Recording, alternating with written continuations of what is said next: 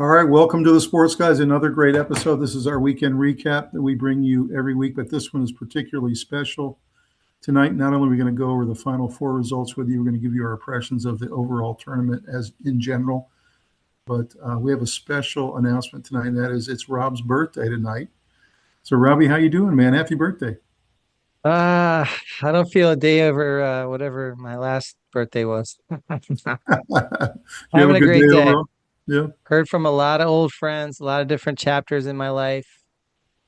Said, happy birthday, reminded me of all my friends out there, and got some of that at work, got some of that on Facebook and all these other various places. Had a lot of phone calls coming in, and just had a good overall day. Had a really good birthday so far, and we're gonna keep celebrating this week. We're going to a comedy show Friday. Dad's coming Saturday, so yeah, it's gonna be good, really good birthday week. So thanks I'm for bringing excited that up. to celebrate with you this weekend. I'll be up there, Yeah, and whole family's coming in, so it's gonna be a lot of fun. And I will yeah. tell you guys, the Sports Guys followers and listeners out there, that Rob could have taken tonight off on his birthday, but he's so dedicated to you guys and to so dedicated to what we do here that he said, "No, we're doing it on my birthday." So thanks for doing that, man. My pleasure. And I also thought about it, and I said I don't have a better night to do it on. So Yeah. I'm so busy the rest of this week. Plus, we want to That keep it this fresh. We want to keep it Yeah, fresh. it's gotta be recent and fresh, and let's talk about what just happened, and we're excited to do that anyway. So I'm pumped. Let's go. So give me your overall impressions of the tournament in general, and then also what did you think of Final Four weekend? I thought it was a fantastic tournament. The average age of the average player in it is probably 23. So there's a bunch of grown men NBA players out there. It looked good, really good. And honestly, there were some upsets early on, not that many, but some, and then it went to chalk, and you were left with Hall of Fame coaches and outstanding players. And the part that was kind of surprising was the level of talent of the freshman class was kind of Mhm.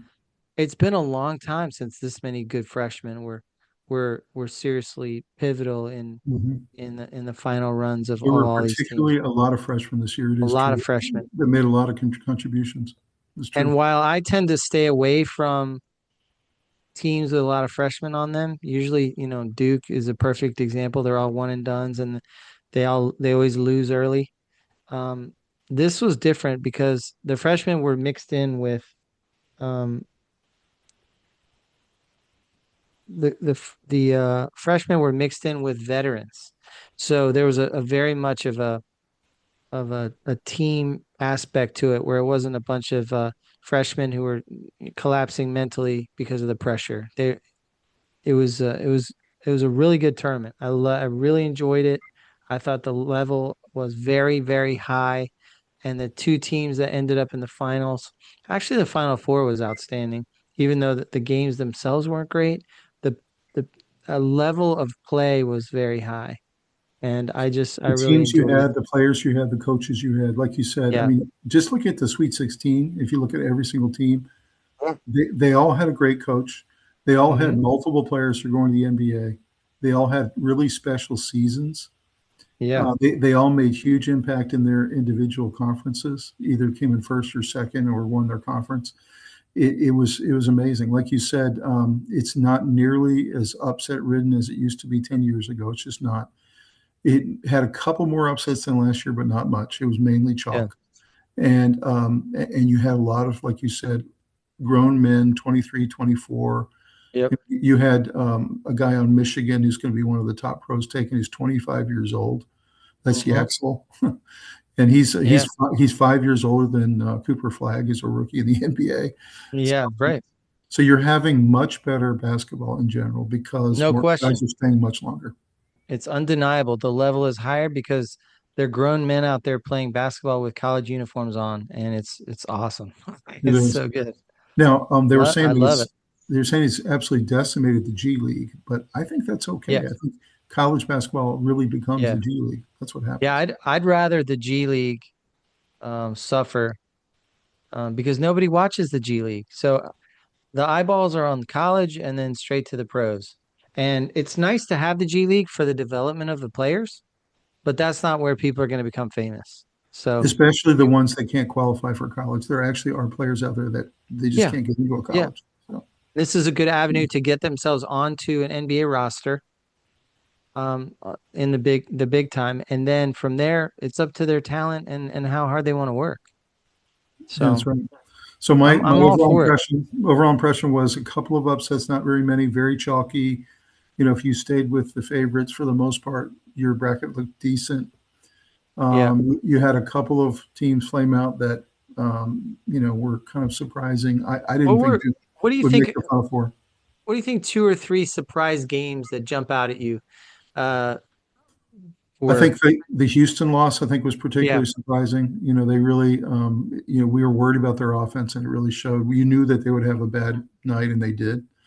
yeah, So that was surprising. I think the Final Four game this weekend between Michigan and Arizona was shocking. I think everyone thought that yeah, was going to be the best game of the whole tournament, yeah. and it just wasn't. Arizona, A- they almost didn't look ready to play. I don't know what it And the was. Carolina meltdown Carolina that was meltdown. The that was Duke pretty bad. meltdown was really bad. I mean, 19-point lead for Duke.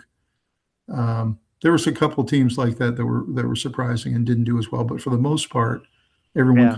kind of held serve. Most of the teams held serve, which is actually the makings of a really good tournament. It is. It was fantastic from beginning to end. I really enjoyed it. So, and there were a couple teams that surprised. I mean, Tennessee went further than I thought they would. Yeah, Illinois went a little bit further than I thought they would. We didn't no know question. Wagler was so good and Stojakovic, a couple Yeah, of these guys. Every one of these teams that were in the Final Four had players that stood up that we didn't really know that much about, even Arizona. yeah, And the reason I was so surprised about Arizona, Michigan is because you had 10 NBA players on the floor, five on each team. And you just figured that that was going to be an incredible, incredible game, maybe 90 to 88 or something like that. yeah. And it just didn't end up being that. So go ahead and tell me your impressions of the two games on Saturday and then the final on Monday. Well, I was surprised that Michigan handled Arizona with so much force. They were completely dominant. I hadn't seen Arizona getting beaten like that all year for the most part. I mean, Arizona was 36-3. They did have some losses, but I don't remember them getting beaten like that. And it was just such an important game to come up that short was very surprising. And honestly, Michigan got really rolling in the right direction and had the confidence they needed to go into the final against an incredible UConn team, incredibly well coached, without their best player being healthy. He was hobbling around out there a little bit, and that would have shaken a lot of confidence in most teams. But they beat down Arizona so badly without Yaxel doing very much, even though he did have a few moments where he was really important. Uh, for the most part, he was kind of out, and they gained the confidence winning like that without him. They realized we can do this. You So can that tell that he was was that. really, really struggling in that game. He was very Yeah, frustrated. They kept looking at him. He was kept putting his head in his hands. He wanted to yeah, play so badly. yeah, Yeah, for them to be able to beat Arizona like that when he gets hurt early in the first half, and then for him to go on and still try to play in the final against UConn and gut it yeah. out, and yet you could tell how frustrated he was, and really in both games that he couldn't play the way he wanted to. He was gutsy, and his parents were telling him not to play. So I mean, he was getting a lot of advice from people that love him and want the best for him. So he showed a lot of guts, and I thought that was great. The other game, Illinois UConn, I thought Illinois had a lot of reasons to be happy going into that game, a lot of reasons to be excited, and a lot of their, Baltic or whatever players from Croatia and all these places. They look like men out there. They really conducted themselves like professionals.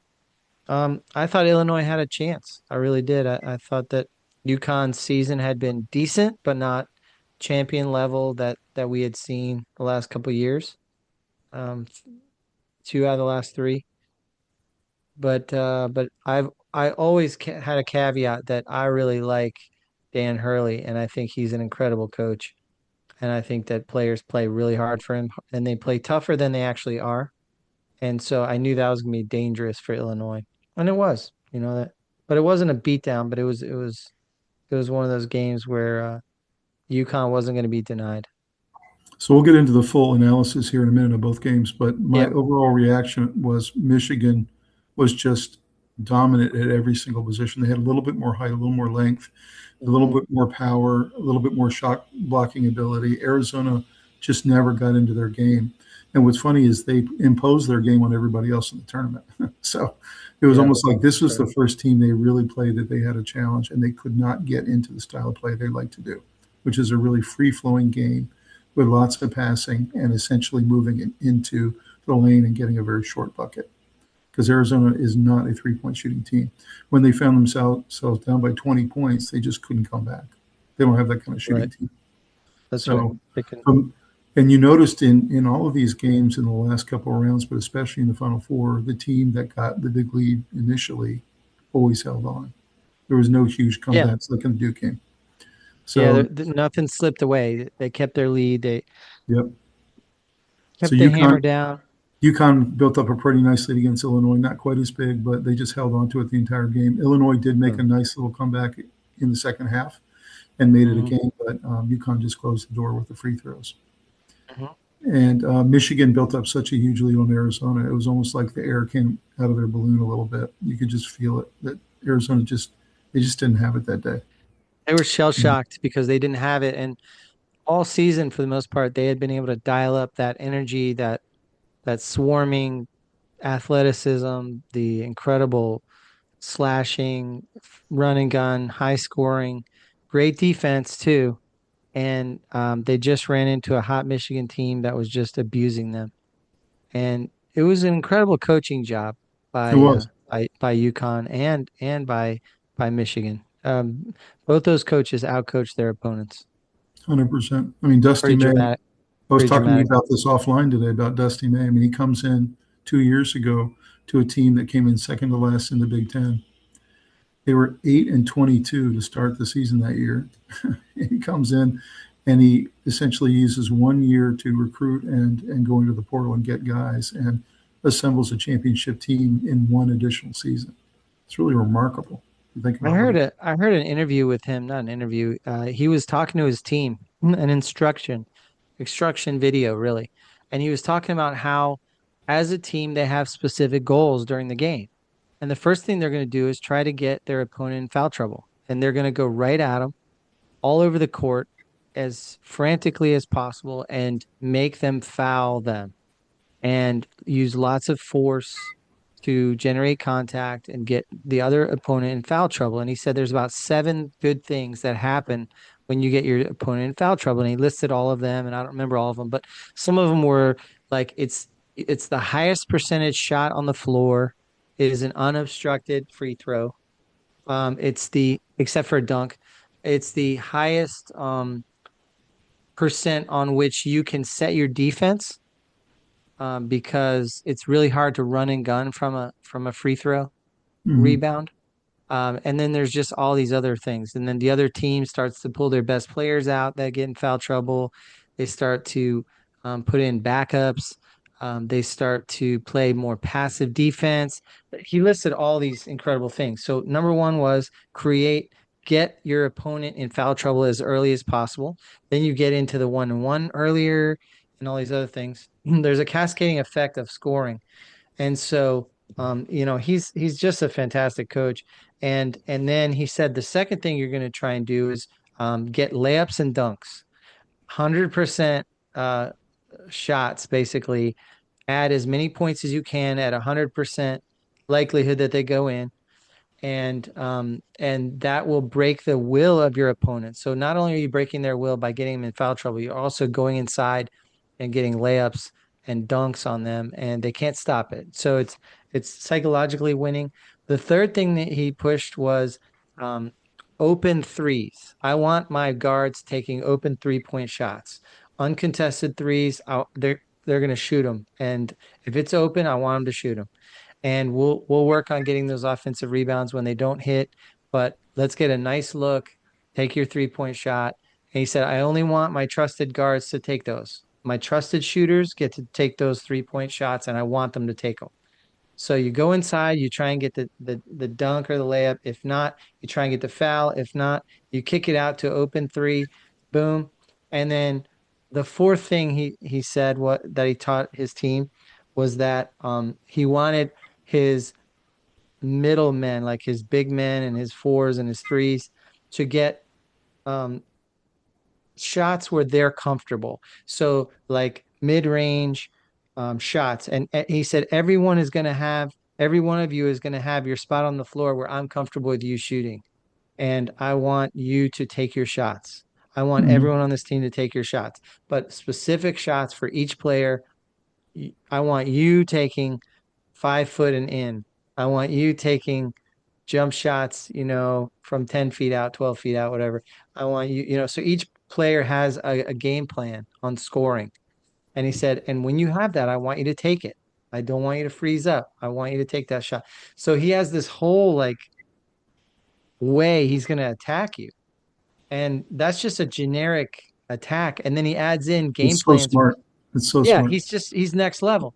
And you Not look at only a that, couple of these, you look at a couple of these Final Four teams, and you talk about how they have so many NBA players on their teams. yeah, They're scoring like NBA teams. Arizona got 109 points and only hit a couple of three-pointers in that game. So these yeah, teams are scoring through the roof. Michigan, did you know this? Michigan scored the second most number of points in NCAA history in this yeah. tournament. And guess who was number one? Phi Slamma Jamma, who I lost slam a who jam. lost in the final. They actually scored the Wow. most points, 20 more points Yeah, than they were Michigan. unstoppable. I had never seen a team more unstoppable than that. The only thing that comes to mind that was close was UNLV, I think. Yep, That UNLV. that team was pretty unstoppable. But Phi Slamma Jamma was the most unstoppable team I had ever seen. And to watch them lose to NC State was I don't think there's a bigger upset in my mind that I've I ever think so seen. too. I think so too. Yeah. I know that Biggest there are difference. bigger upsets in games like Chaminade beating Virginia and teams like that. But I don't think I've ever seen a team that was that dominant lose. Did you think that looking at this matchup in the final, Michigan, UConn, did you think there was any chance of a blowout like they had done to Arizona? Because I didn't. I thought it'd be a close game. No, no way. I told you what I thought of Dan Hurley. Uh, he, he wouldn't allow that. He'll take away possessions if he needs to. He'll slow the game down. He'll keep it from getting out of control. He'll fight, scratch, claw, call Which is what he timeouts, did. That's which what is he what he did. did. I mean, he coached his butt off and he did a good job with what he had, but he was facing, an NBA roster. Mhm. So, uh, but his team did a great job. I They thought they fought. did a remarkable coaching job. You notice he Yeah. wasn't even really that upset when they lost. He was No, upset, he but wasn't. he wasn't that Yeah, no, upset. he wasn't He that said upset. he was really proud of the guys. He said because they were Yeah, he really was up really against. proud of him. He loved that team. And he was really proud of the effort. And he said Michigan was just a bulldozer. But he was given an opportunity to criticize the reffing because a lot of the criticisms had been around about how inconsistent the reffing was and how many foul shots they gave to Michigan. And he really didn't take the opportunity. He said, "This guy," and he's pointing at the reporter who was trying to get him to make statements. Let's get him criticizing the ref. But he said, that's an all-star crew. I know all of them. They do a really good job. Um, the imbalance in free throws, yeah, it's hard to explain that, but generally, He, they I was called it the really best they could. I was very happy with his response there, and I thought it was very Yeah, me too. classy, and that he Me too. supported him. Do you think that was a little bit of a cleanup on aisle five after he chest bumped the previous A ref in little the bit. previous game? I think it might have been. I think he A little bit. realized. But also he did make a good point, and this was the best point he made. That was a very physical game. And so his point was that was a very hard game to ref because if you're calling a foul on every contact, then you're the story of the game as a ref Yeah, because we're not letting them play. If you let them play too much, these guys are going to get at it to a point where you got to gain control. So it was really hard to keep the balance there. yeah. And I think the reffing was fine. I really don't have a problem with it. I know if I wasn't for either team, so I was kind of impartial. I know that if you're a UConn fan, you feel like you got jobbed with how many times Michigan went to the line. But I will say Michigan went hard inside. Like they And you had the said they fouls. intentionally try to get fouled. That's what they're literally Well, trying to do. Oh, that's yeah. their number one strategy. Number Mm. one. Number two was interior dunks and layups. Three was three open 3-pointers. And four was everyone else get some shots from the perimeter, not Mhm. super far out, but everyone's going to take some shots. So they're going to attack you from everywhere.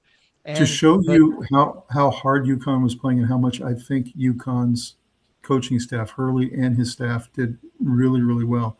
Just to show incredible. you that not only did they hold Michigan almost 30 points under their season average, so that obviously worked. They mucked the game up, which is what they Yeah. had to do. They slowed down every possession on both sides of the ball, both Michigan possessions and theirs. So they reduced the score level to a point where they actually had a chance. So Yeah. everything that they tried to do and every game plan they There was a put in chance. place, they all worked. The bottom line is that Michigan made their free throws. It's really as simple as that. Yeah. And Yeah. if they hadn't made their free throws, UConn probably would have squeaked this game out. And Yeah. And the truth is, Michigan played some incredible defense without fouling most of the time. And you and I talked about this earlier when we were driving in this morning to our jobs, that there were moments in this game where it was end to end swatting and blocking how shots many and blocks were they on both sides of the floor? I mean, Michigan end would to block, end. and then UConn This would guy would block. go down, try and drive in, get swatted. They'd get the rebound, go down here. It would get swatted.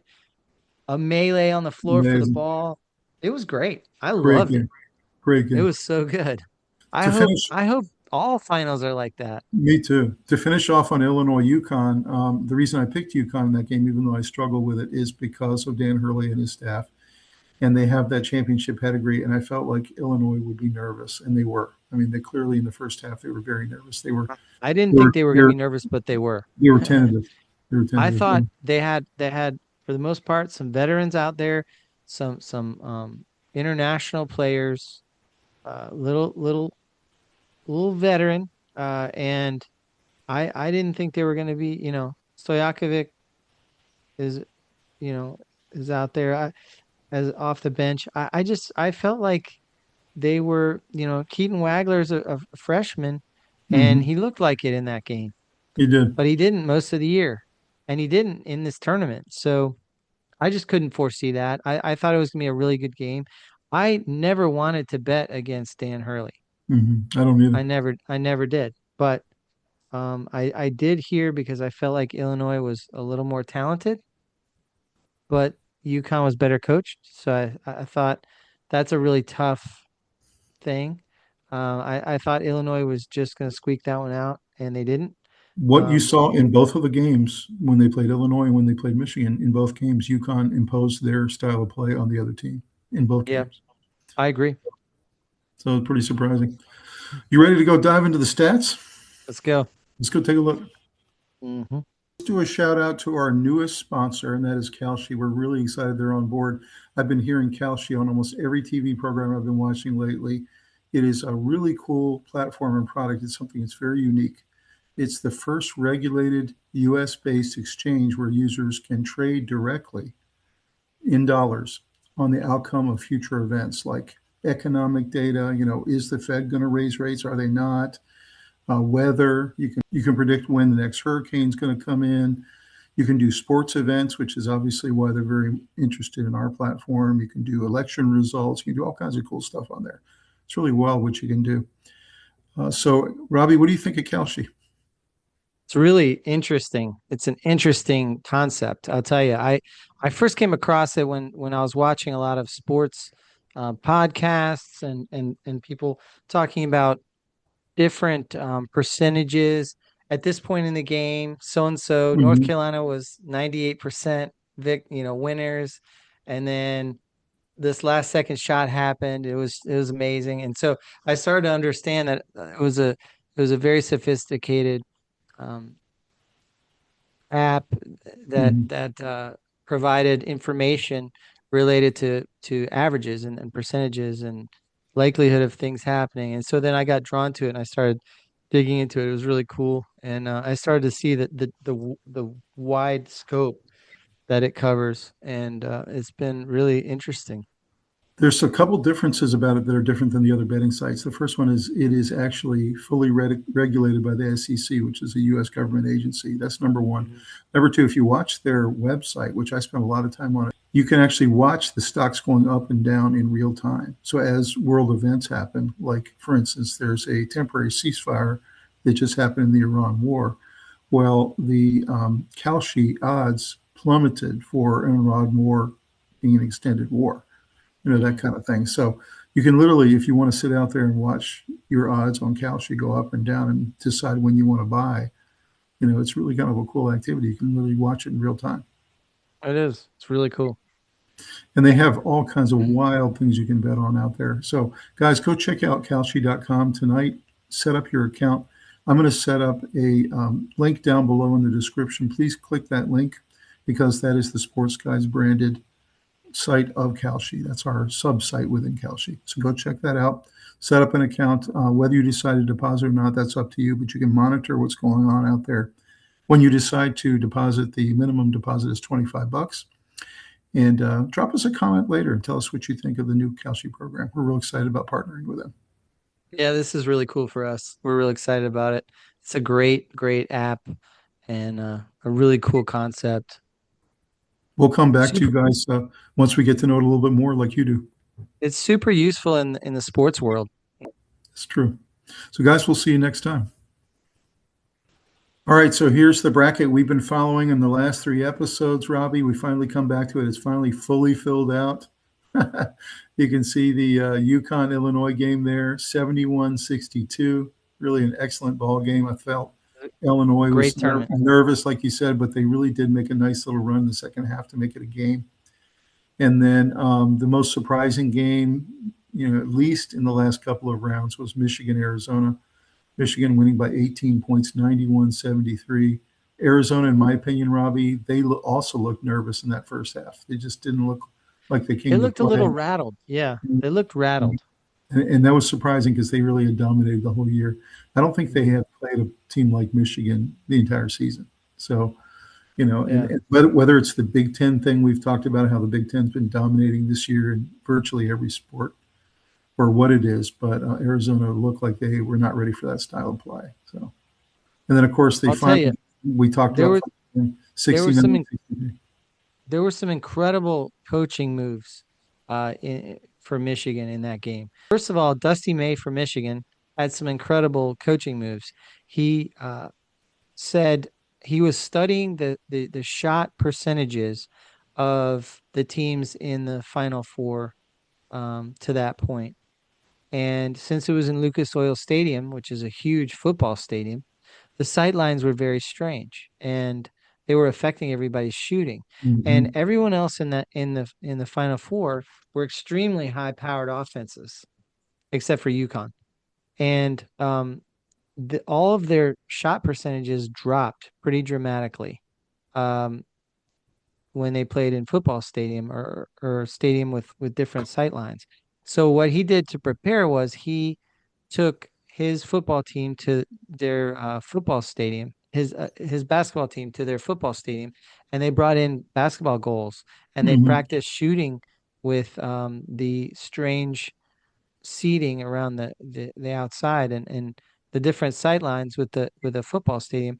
And all other three teams in the Final Four percentage went dramatically lower than they normally would. So if they normally shot 37% um, from the field, they would shoot 28% in the games. Mm-hmm. But Yeah. Michigan's the only team whose shooting average went up, That and was so an that was absolutely brilliant move by him to yeah, use that football concept. yep.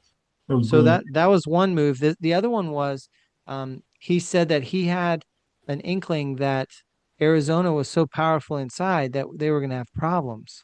And so what what he had uh, what he had Elliot Cadeau do was instead of do a lot of lobs to Mara, he had him do alley-oops to him off the backboard. And Hmm. what's funny is they ended up coming up as bad shots Right. by Cadeau, but honestly Hmm. they weren't shots.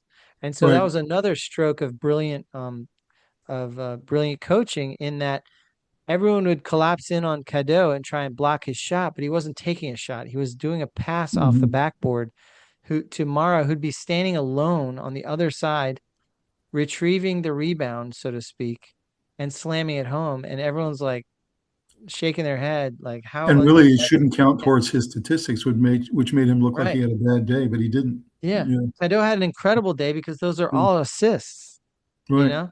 They should be Right. assists and they didn't show up as assists. You But know, the other thing that was yeah, amazing to me that's coaching. is Dusty May. This is something I've never seen in my life before. He sat in on the UConn Illinois game, which was the first game, instead of being back in the locker room with his guys preparing. I He wasn't trusts surprised about that. he trusts his staff implicitly. So he sat in and watched and scouted that UConn Illinois game, and everyone. He was writing on his pad the entire time. I don't know what he was writing, but he was acting as if he knew they were going to beat Arizona, and he was preparing for whoever the winner of the next game was going to be. And a lot of people Yeah. were criticizing him for that and saying, "Why aren't you, back there figuring out ways to get ready for Arizona?" But I just thought that was really interesting. This guy who has such a strategic mind, he used that game as a scouting opportunity. And he Yeah. sat there in the box watching the game, taking notes the entire time. So I don't Yeah. know how much that helped the preparation, but it was interesting. Um, I mean, you see tendencies, you see how they're subbing out people. There's all kinds of things you can glean from watching it Hmm. live. I thought it What was the impressive. I just thought it was surprising. People don't usually do Yeah, that. So, and that yeah, and that kind of proves the point that he really had put on an incredible performance as a coach. you did. You really did. Boy, did he up his stock. Yeah. So let's go look at the stats here. 71-62. Huskies get the win. If you look down at the team stats here, it's kind of interesting. Illinois shoots 19 for 56. And I didn't think UConn did particularly much better, 35%, 22 for 62. So not particularly a stellar shooting game for either team, really. Three No, but pointers, three Illinois, pointers was a disaster for UConn. total I mean disaster for for Illinois Illinois because Illinois, they I mean yeah, they shot 23%. So, disaster. yeah. Yeah. You Oddly, saw UConn Illinois made their won free the throws. rebounding. So They did. that was interesting.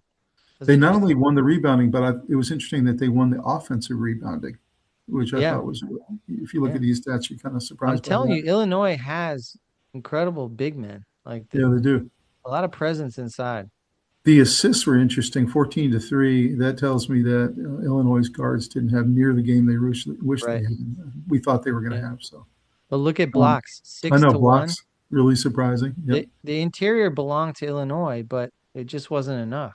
And yet they turned the ball over too many times in the first Yeah. half. Yeah. Guard play hurt them. So some interesting stats there team wise. Let's take a look at the player stats here. You know what that was? Keaton Wagler looked like a freshman. He did. He He did. did. He did. He still had a pretty good game Yeah, he overall. was But good. I mean, you could see the yeah, talent. It's just he looked like a freshman sometimes. he did. And UConn got them into foul trouble, which obviously is a big problem because Illinois had to start Yep. subbing people out. But you can see decent game for the starting five, but not the game they were hoping for. So, anything else you saw in the stats that you wanted to call out? Not much bench help. In some of the other games, Stojakovic played a bigger role off the bench, and there were some other players that came off and added some stuff. Look at this game. Go down a little bit. Show the stats. I mean, zeros, like Yeah, not much help at all. And that's right. Two so guys scored so off the bench. Yeah, yeah, that's not going to get it done. So that's right. it was up to the starters, and they just couldn't quite I thought couldn't. Mullins really stood out for UConn in this tournament, and nobody had really heard of Mullins before. He was a pretty good shooter. Of course, he hit that Yeah. miracle shot to put them through. But Terrace Reed, I mean, Well, what's definitely funny helped is himself. Braylon Mullins is a 5-star recruit that everyone should know. Right. And he's a freshman who is thought of super highly, but he just kind of disappeared sometimes in the abyss of college basketball. But he's coming, like he's got a bright future. They're And the talking about how Carabon he's definitely NBA shooter. and the Carabon, who already came into this game with 2 rings, and this was He's his third awesome. trip to the Final Four. I mean, what a career he had with UConn. Yeah, I mean, what a warrior he is. So I was just really impressed incredible. with the way they played. I was impressed with the coaching staff, the players. Yeah, They imposed their will on the other team in both games. So yeah. The pretty biggest stat surprising. that jumps out to me, not only 3-point percentage, but assists. Three Yeah. for Illinois, 14 for UConn. That you Hmm. can't overcome that kind of guard play, the lack of guard play. Did you think that sightline issue that we talked about when they're playing in Lucas Oil Stadium? Do you think it affect both of these teams equally? Yeah, I do.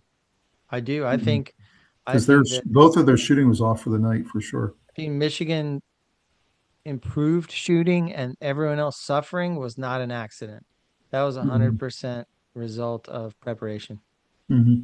I I agree. think that's my personal opinion, and that's their opinion. That's what they feel like is the case.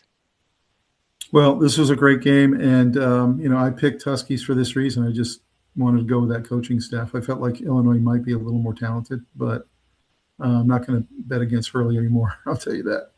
I know. So Michigan, this again was in the top three most surprising games in the whole tournament because I thought it'd be a really close game. I thought it'd be really competitive. I thought there'd be times Arizona was leading, Michigan was leading, trading back and forth. And we just didn't see that. We saw a complete domination by a number one seed against a number one seed. So let's look down at the stats here and what it looked like team wise. You see here, field goal shooting, Michigan significantly better, 8 percentage Yeah. points better. Yep. 3 pointers, both of them Better. shot a decent percentage in 3 pointers, to be honest. Free throws, the Michigan Wolverines, they make it a concerted effort to get to the free throw line. It really paid Yep. off in all their games in the tournament. Rebounds, surprisingly, Arizona comes out on top here, 44-40. Thought that was Look at the interesting. assists.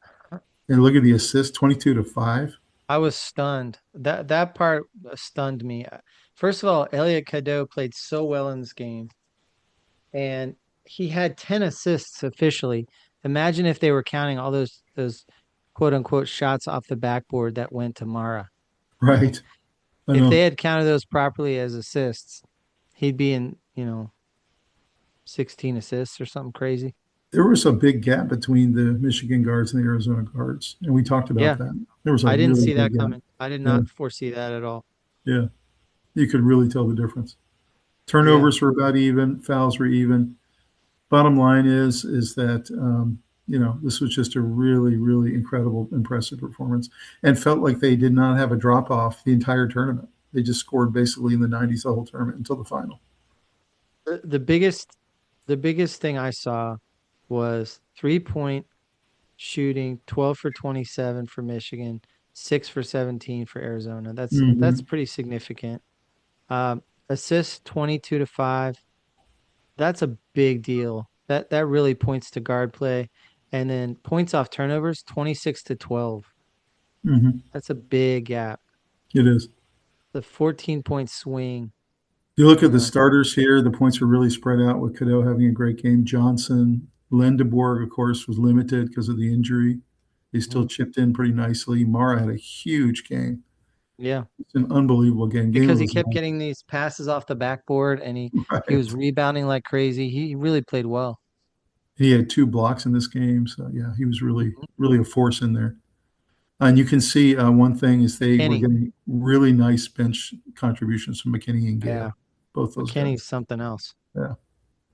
So they end up with But again up in the 90s against Arizona. Look down you at know the what happened? Arizona. Michigan packed the paint and Arizona could not hit threes. They weren't good enough from 3-point line or enough to open up their defense. I mean, you can Michigan look just at packed the in the paint. three-point stats here for the starters. Like they really were poor compared to what they usually hit. Yeah. They don't shoot very many threes, but they usually hit a very high percentage of them. So, But you know what's amazing is both teams going into this game were top two defenses in the country and top five offenses in the country. hmm.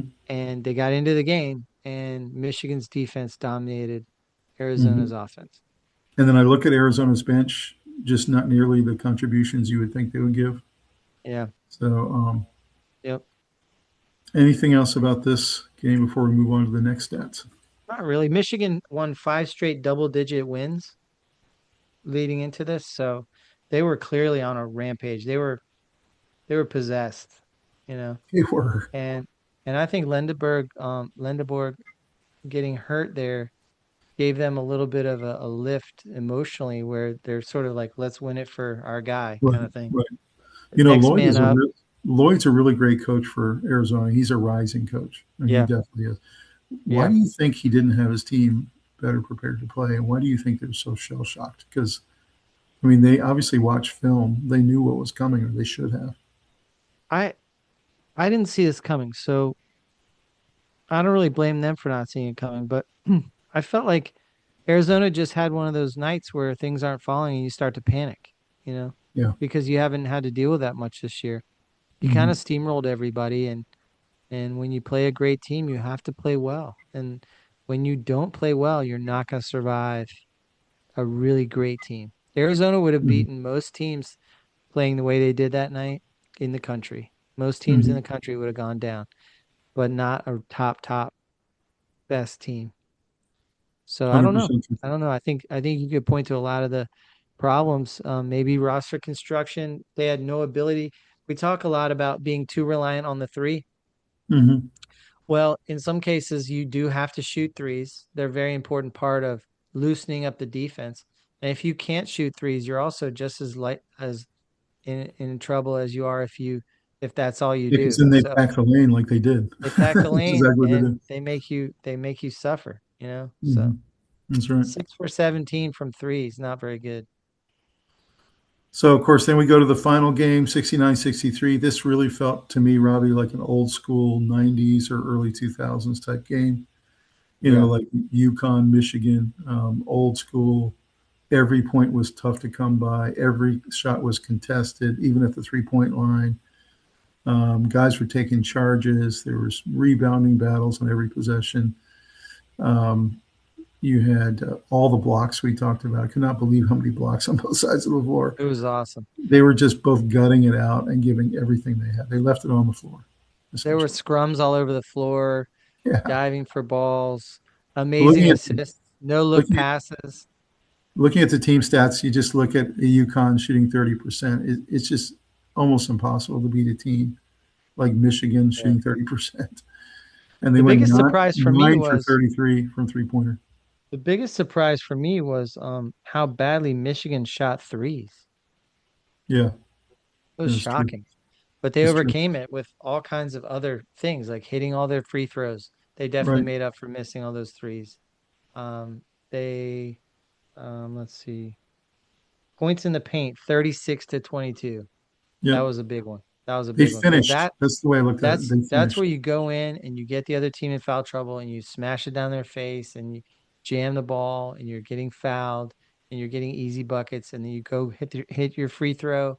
So that's a 3-point play right there. That's the same thing as hitting a three. So There are they, several they did that. indicators you look at to see who's going to win the game. Free throws would definitely be one of them, but another one would be rebounds. And I found it really surprising. Yeah, UConn out rebounded Michigan, and on the offensive boards, they had 10 more than Michigan on the offensive that's boards. So that shocking. was Yeah, really surprising. Yeah.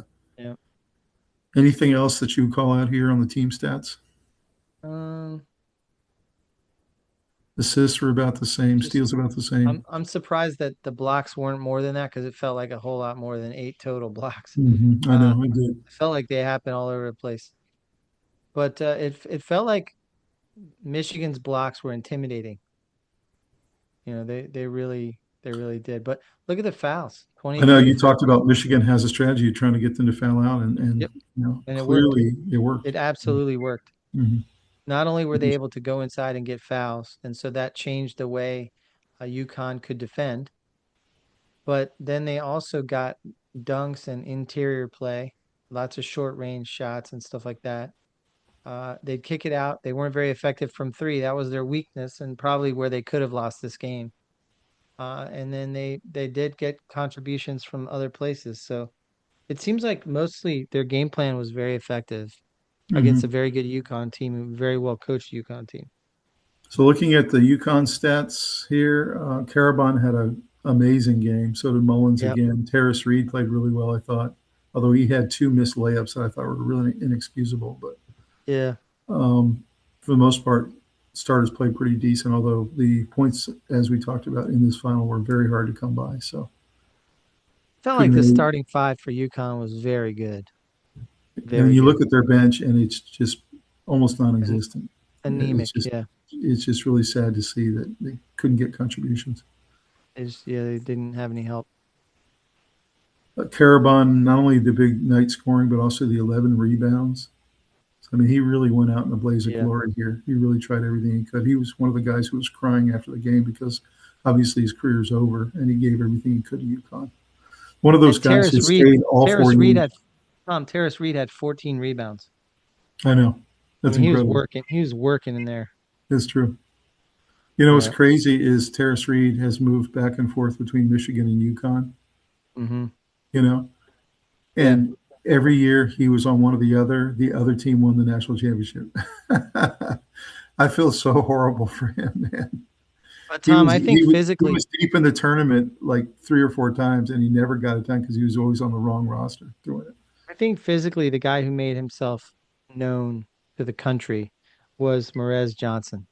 Yeah, man, he was My impressive. God, He was. he was like a man mountain. He Let's he look down reminded at the me of starters Shaq here. out there or something. Yeah, you can see. I mean, Michigan a little bit better on the starting five. They just were.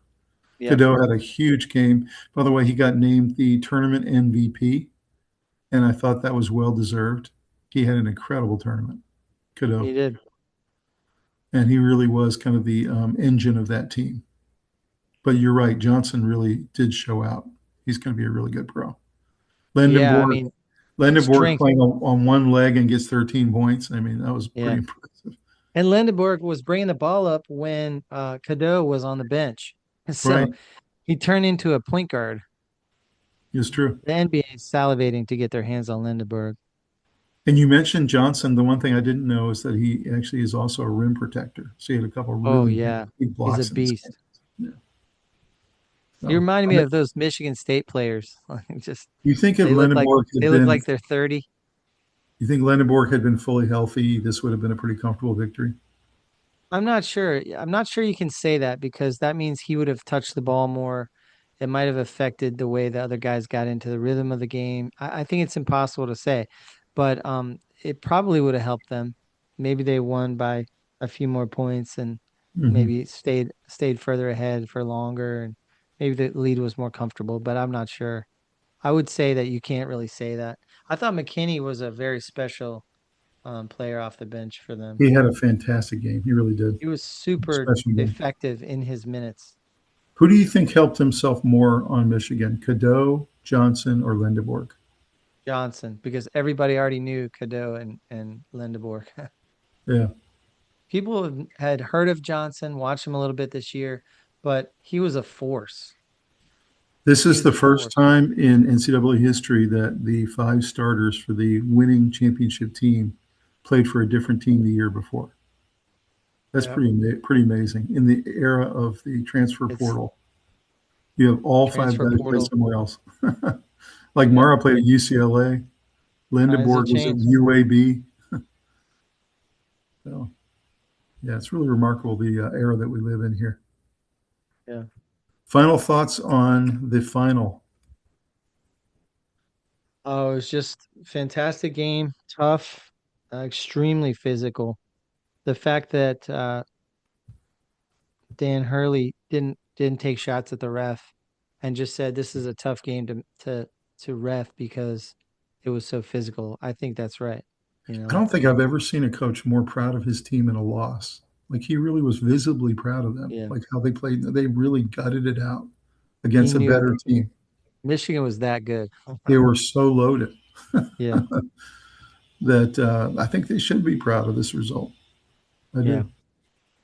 Yeah. I know it stings, but well, congratulations to the Wolverines. What a great game that Job was. What well a done. great Job well tournament done. and great season, Robbie. I know you and I have enjoyed it all the way. It's been a I think fantastic the year. two best coaches in college basketball played against each other. I I think that think they was kind of did too. That was really, really top notch watching It those was. two guys.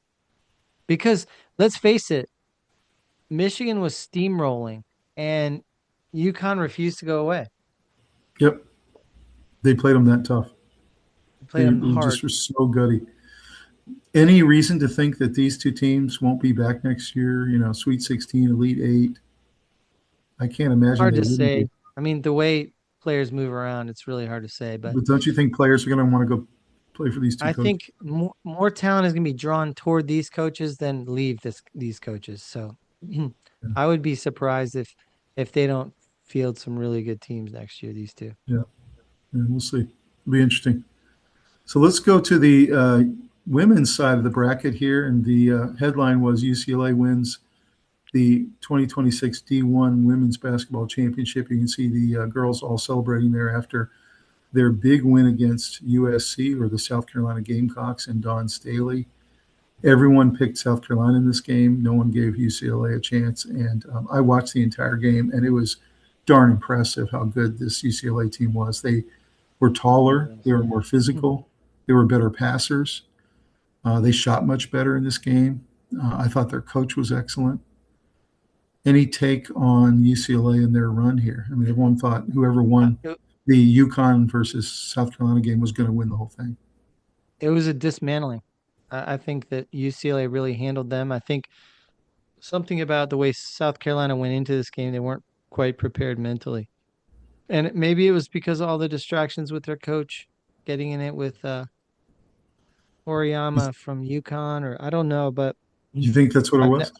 I've never seen Don Staley team get so handled like that. Yeah. I mean, the stats were pretty remarkable. I mean, UCLA field goal percentage 43 to 29, 3-point percentage 42 to 13. So South Carolina couldn't hit the broadside of a barn. Rebounding 49 to 37. Points off turnovers 19 to 10 in favor of UCLA. I mean, And their points, star Joyce Edwards goes 3 for 10. You kind of wonder yourself, she's the yeah, one who's supposed to carry them. Maddie McDaniel 0 for 6. You had some performances here for South Carolina you right. just weren't used to seeing. So And I'll tell you, I think probably the one that jumps out the most, the stat, is points in the paint, 40 to yeah, 28. 40 yeah, points in paint. that's right. That's very high percentage. Like, you know, You look over at the UCLA side of the ledger, they shoot 43%, whereas South Carolina shoots 29%. I mean, that kind of sums up almost the entire game. And yeah, then UCLA, I thought, really dominated on the boards. It was really impressive the way they out rebounded South Carolina in this game and yeah. really kind of intimidated them. South Carolina looked very much like Arizona. They looked very shell shocked in the first half. They couldn't believe they were down 16-4 to open the game, and Yeah. they never could get it back. I'll tell you, Lauren Betts was awesome. So was Jacquez. Those two together just really were too much, I think. Mm-hmm. Yeah, I I agree. really enjoyed that, and it was pretty cool watching them. They asked Lauren Betts at the end, "What's it like to play with your sister?" And she was all, she was very emotional. She Yeah, said it was her favorite season she's ever played because her sister was there. And right. her sister's a freshman and she's a senior, and so they get this one crack at it, and to get the final, that's cool.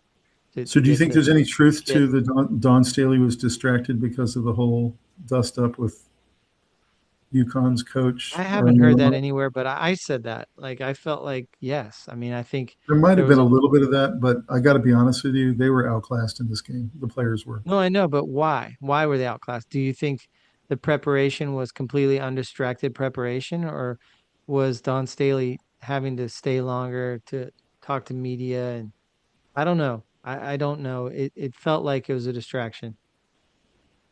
Yeah. It felt like there was a little disconnect between her and her team, because they hadn't really prepared sufficiently for how good UCLA was going to be, So which speaking is of that game, abnormal. It's speaking of abnormal for speaking of that a game, the game before this South one Carolina in the team. Final Four, South Carolina beats UConn pretty handily. And that incident happens at the end of the game where UConn coach Ariana, who has 7 championships with UConn now, so he's a legend. Refuses to shake Dawn Staley's hand at the end of the game, and does so because he said she refused to shake his hand before the game. And Dawn Staley disputes that, and apparently there's some video evidence to that fact, but I never saw it. So, what was your take on that? Is this a black eye in the women's game? Are we able to move past it now? I felt like Auriemma was in the wrong.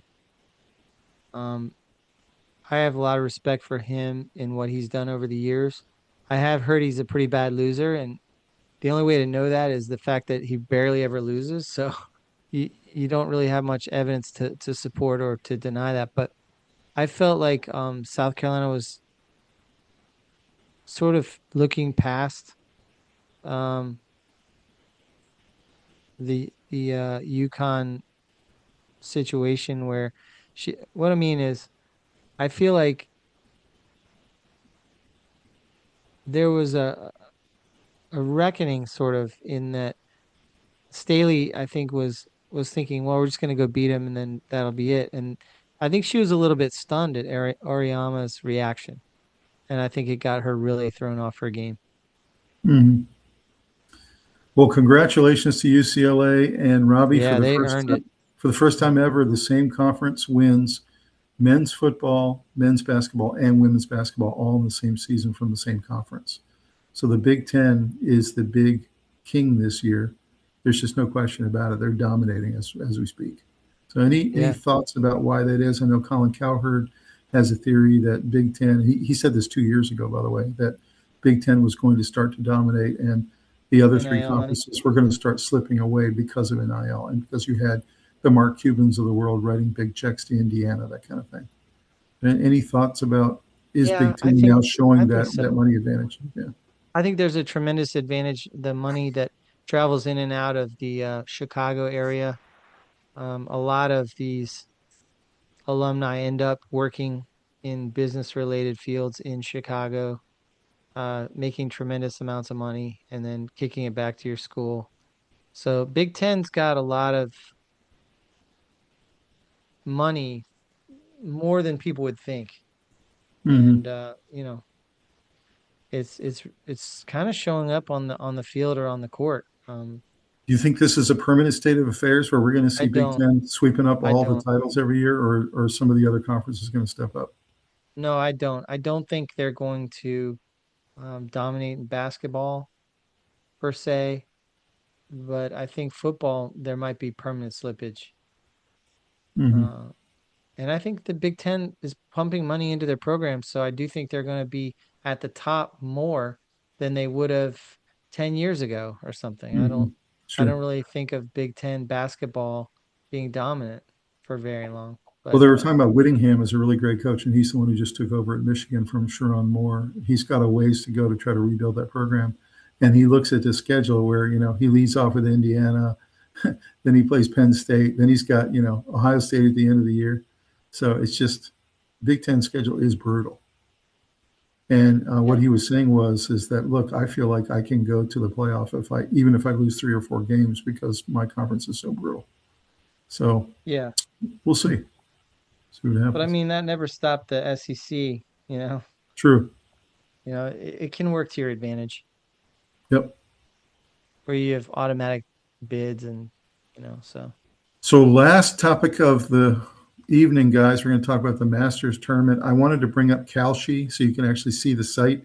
You can see how the odds go here and how they lay yeah, out. it's so cool. So helpful. So cool. So cool. And this is the Masters tournament champion. If you go to Kalshi, sign up right now, you can deposit and pick who you think is going to win. If it's, if it's going to be Scotty Scheffler, if it's going to be John Rahm, who you think it's going to be, or one of these other guys down here. You got third is Bryson DeChambeau at 6.9%. Royal McIlroy. You got Xander Schauffele, Aberg, Fitzpatrick, Fleetwood, Young. You can pick one of these, lower end guys if you want to get a higher return. So thoughts about the Masters tournament, Robbie, as we head into it, and would you take Scheffler or would you take the field? I think I would take the field. I think it's really, really hard to be the favorite in golf and just perform at that level 4 rounds throughout the week. But he certainly got an opportunity in front of him, and he's got as good a chance as anybody. But I would say if it's between him and the field, I would take the field almost every time. The Tiger Woods situation only comes around once or twice in a lifetime, and Hmm. it's really difficult to predict who's going to win a tournament in golf. Hmm. You know, you might say he's going to win a tournament this year, but to say he'll win this tournament is tough. It's not Hmm. That's true. impossible. You know, he's the leader, but Very true. it's hard So you can hard to see how say. these odds work, Robbie. If you wanted to buy no, you'd have to pay 87 cents per share and you get a dollar back. So it's essentially like a 1-to-1 bet. Yeah, If you want to bet the yes, Scotty versus the field, then it's 14 cents per share and you get a dollar back. yeah, So that's kind of the way it works. So I think the Masters tournament has become Wimbledon for golf. I think all the Masters are really yeah, great in golf. I love watching them, but there's just nothing like the Masters, especially Masters Sunday. There's yeah, just really nothing like it. Everyone watches it from about 3 p.m. in the afternoon to 7 p.m. at night to see who the champion's going to be. And it's just yeah. really, It's it's special. so special. It's so special. Those last 9 holes, seeing who's going to get the green jacket. Any great memories for you in past Masters?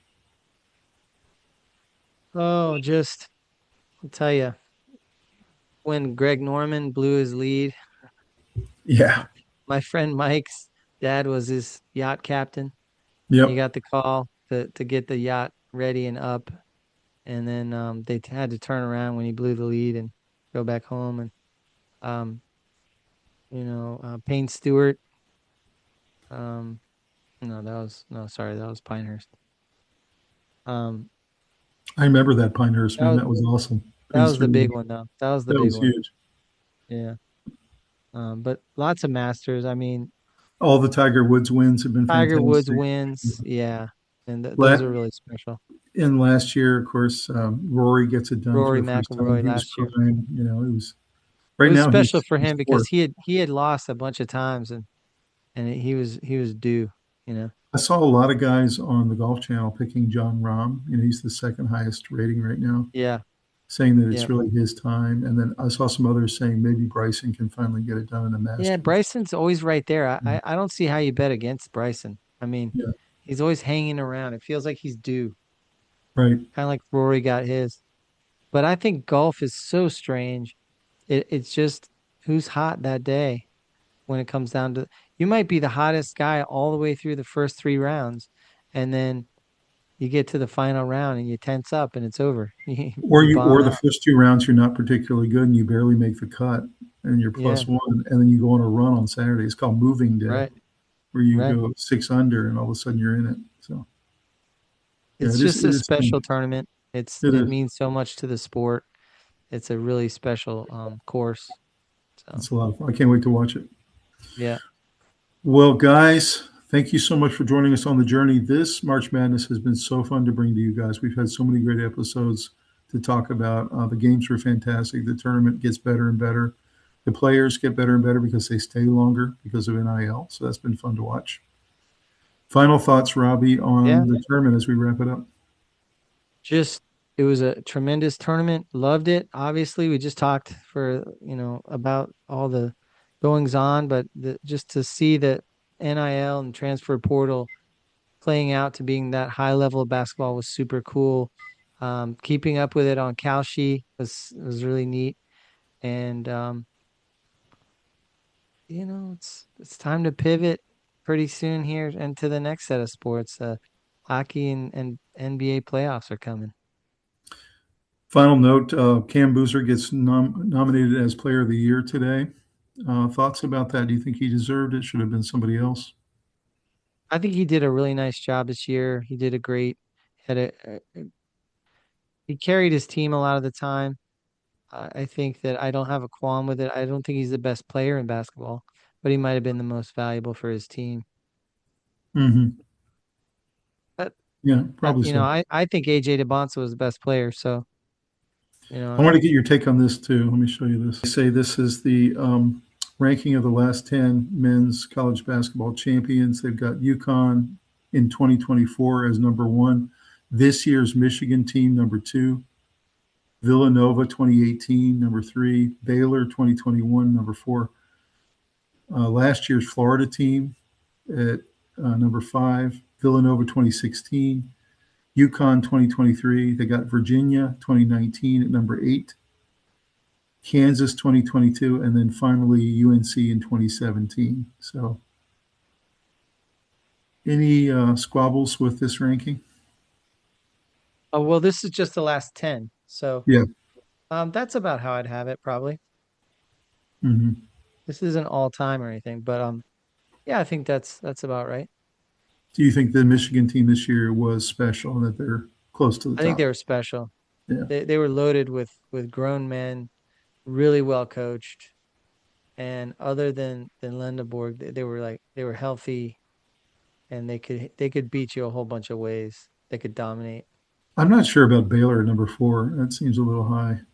And Maybe. that was a good team, but I thought that was kind of a weak year that year. Mm. And then Virginia at 8. I don't know. I'd put Yeah. them maybe a little higher. I think I leave all that. Mm-hmm. Baylor might be the only one who's a little high. Mm-hmm. Yeah, maybe so. Well, guys, thank you so much for joining. Please like the video, subscribe to the channel. A lot of great content coming your way. As you see, Masters this weekend, and then we're heading right into NBA and NHL playoffs. Both start next week. Mm-hmm. And then we've got NFL draft in 2 weeks. I can't believe it, Robbie. We got to start doing some homework, man, because we got Yeah, I know. NFL draft It's coming up, and then NBA, NHL playoffs. I got to dive into a lot of these stats going into the NBA, NHL playoffs. I'm going to be watching the Masters. Really excited about that. But anyway, check out, uh, go get your Kalshi account. Check it out, and hopefully you'll enjoy that. Also, check out our merch site. It's Yeah, he's going to put the listing in there, and there's a lot of cool stuff in there. I think there you is. got something coming for me for my birthday, but we'll see. I do. I do. I'm looking forward to giving it to you. Yeah. Yeah, check out our merch site. It's really cool. There's a lot of cool stuff out there. We're trying to add things about every other month. I talked about a couple new things with Robbie that I want to put out there. We're going to talk about that after the show. And then, yeah, check out Kalshi. I know that I've been messing around with it the last couple of days. It's really fun and really exciting just to watch kind of some of the odds as they roll in as things happen around the world. So it's been really fun to kind of look at. Yeah, for real. Guys, we will see you next time on the Sports Guys, and drop us a comment. We love reading them on the air. Love hearing from you. Thank you for joining us. It's been fun. Have a good one.